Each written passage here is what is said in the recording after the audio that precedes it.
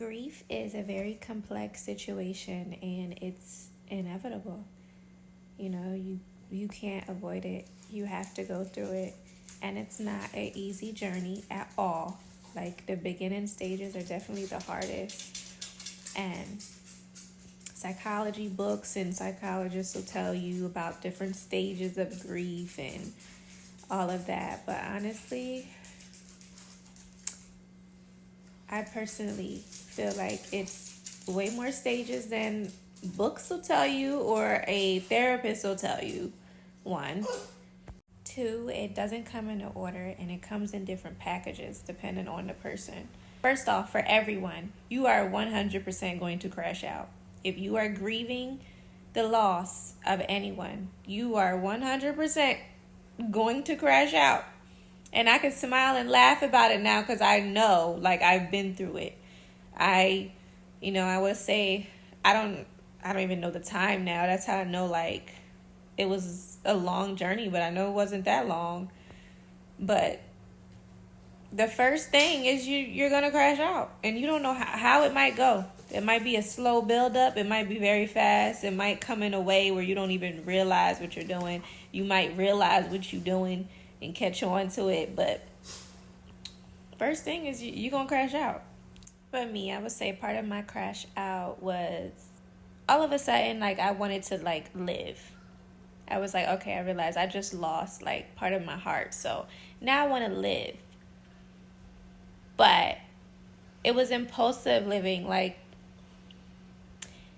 I'm going to get my boobs done and a tattoo of my mom, like a couple weeks apart. I don't need to heal because pain didn't matter to me at that point.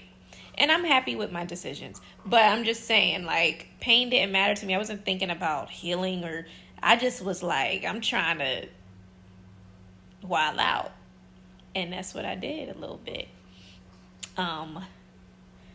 That, cutting people off, like, just like, everybody leave me alone. Losing anybody super close to you, that's like the first time you start realizing what life is all about, and you wake up and you start realizing, like, dag, this is life. I feel like you do not understand life until you suffer loss, and from somebody very important. And that could be a parent, that could be a child, that could be anybody. But I will say, losing your parent is different. It's absolutely different, especially your mother, the person that gave you life. Like, it's crazy. I don't wish it on nobody, but I know people got to go through it because it's a part of life. It's like, what the F? Because you don't just think of your parents as, you don't think of them as human in a way. You don't think of them as that. You feel like they're supposed to be there. And then when they're gone, especially when it's abruptly and you don't understand how or why, it just doesn't make any sense. But the whole point of it is for you to understand what life is all about and what your purpose is. Because now, when something like that happens to you, you start realizing, okay, there's a purpose for this. And I realized now I have to go on that journey. It's like, when my mom was here, that was a journey that I was going on for myself. But now I have to go through another journey on my own. But I would say, in the very beginning, the first thing I thought of was go to therapy. And that was very helpful.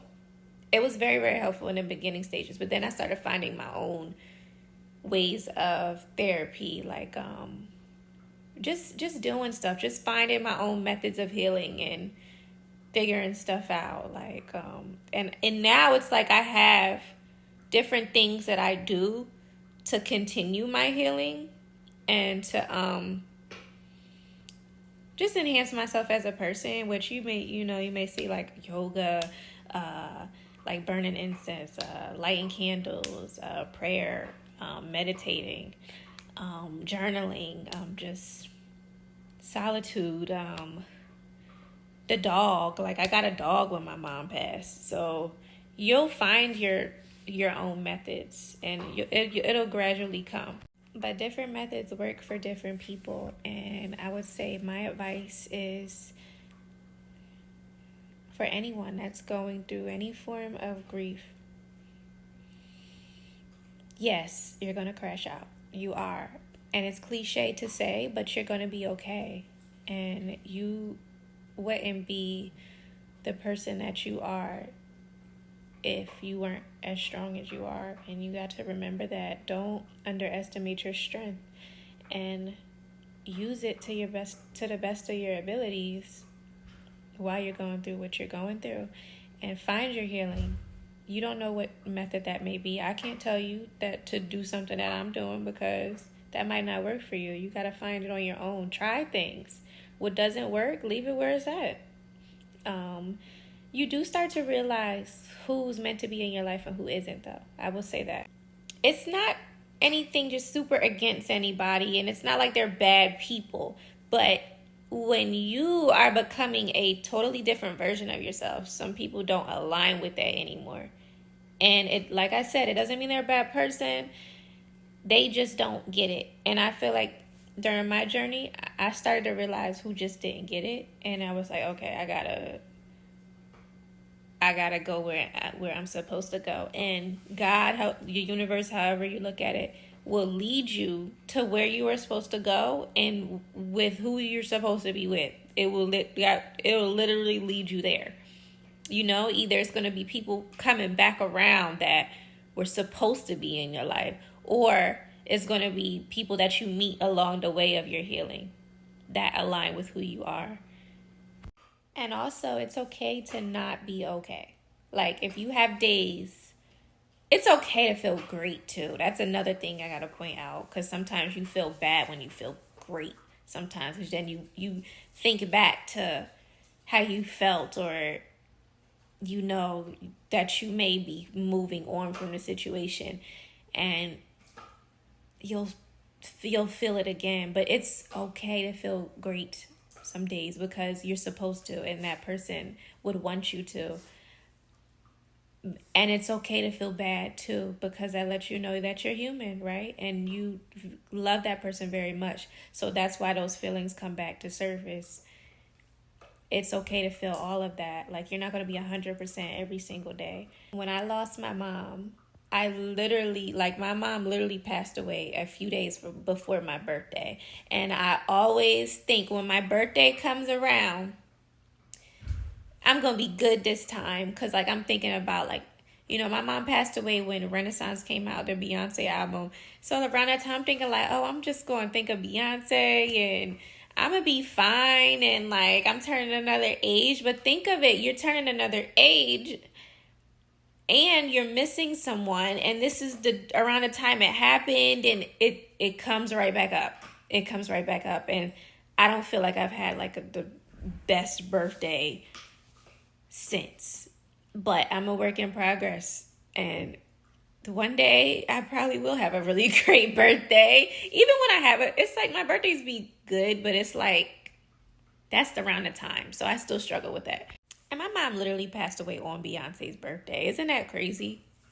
How you gonna pass away on Beyonce's birthday, right when she drops an album, and then my birthday coming after that because it's Virgo season? Why would you do that? But hey, it'll all mean something to me one day. But I would just say, for anybody that is going through that, or even if it's been a while and you're still going through it, and you just need to hear somebody talk about it, I am here, because I didn't even realize I had some other grief videos up, and I did not realize people would go to them for guidance. So I'm maybe I should talk about this a lot more. But yeah, back to what we were saying. You are going to crash out. It's cliche to say, but you will be okay. You don't know your methods of healing just from the rip. It's going to take time to find what works for you, but you will find it. And it's okay for those feelings to come back to surface. It's just a part of being human, and it will all make sense. It's just that this is the first time that you're realizing that you're human, because certain losses are very, very significant. And it's a process. It is. But always remember that that person would want you to work through it. And they would want you to be happy. And you're going to be fine. Okay?